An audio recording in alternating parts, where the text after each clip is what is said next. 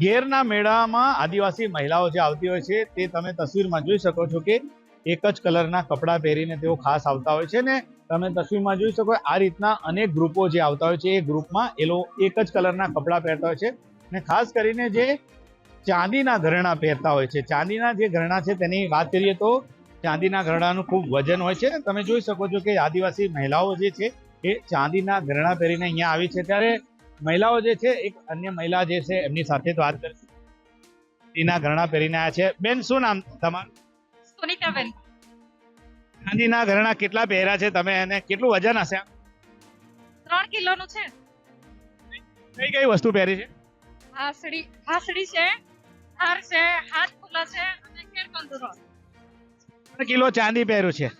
બીજું કે આ વર્ષો જૂની જે પરંપરા છે તો તમે કઈ જગ્યાએ એને બનાવતા હોય છે અને કેવી રીતે એને ખાસ એના જે સોની હોય છે કે પછી અલગ જગ્યાએ બનાવતા હોય છે? બસ ખાસ એક ટીમ બનાવેલી છે, કાપડ લઈને સીવડાવેલું છે, બનાવડાવેલું અમારા આઈડિયા.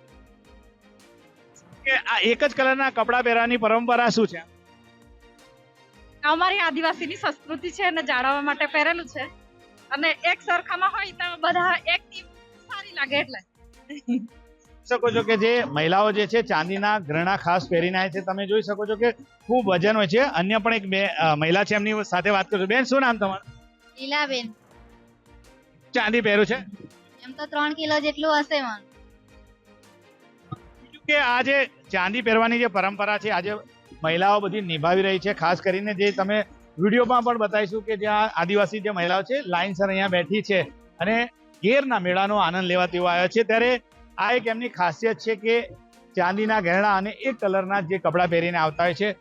બેન, જે આ પરંપરા તમે આગળ વધારી રહ્યા છો, શું કહેશો ખાસ નવી પેઢીને?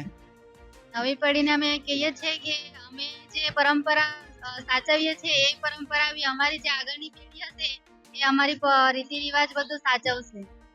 ને એવી રીતના અમારા જે પેઢીના છોકરાઓ બી હશે જે તે બી આવી રીતના અમારો રીતિ રિવાજ સાચવી રહે એવી અમારી શુભકામના છે. જે આદિવાસી સમાજની વર્ષો જૂની જે પરંપરા છે એ મહિલાઓ અહીંયા નિભાવતી જોવા મળી રહી છે. કવાંટનો ઘેરના મેળાની આ એક ખાસિયત છે કે મહિલાઓ જે છે ચાંદીના આભૂષણો પહેરીને આવે છે ને એક કલરના જે કપડાં પહેરીને આવે છે. ત્યારે આ આપણે આદિવાસી મહિલાઓ સાથે ખાસ વાતચીત કરી. નરેન્દ્ર પેપરવાલા, ગુજરાત તક, છોટાઉદેપુર.